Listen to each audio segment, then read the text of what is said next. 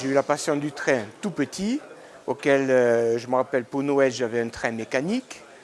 J'avais un oncle qui travaillait à la gare de Paris-Lyon, donc à la SNCF. Donc j'ai toujours aimé le train. Puis après il y a eu une rupture, le service militaire, le travail. Et le virus n'étant pas passé, ayant peu de place chez moi, donc j'ai dû me rendre à l'évidence de faire, avec le Markling Z, de faire un petit réseau. Le premier que j'avais commencé, donc, il faisait à peine, même pas un demi-mètre carré. C'était dans les années 80. Et ensuite, vers 2007, donc, j'ai débuté avec ce réseau présent. Il faut qu'il y ait déjà l'idée du modélisme déjà au départ.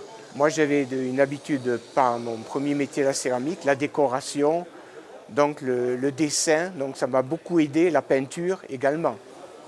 C'est peut-être plus délicat, c'est peut-être un peu plus long.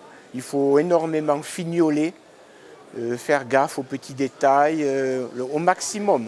Mais sinon, on arrive autant à détailler, c'est ce que j'ai pu démontrer, que le HO.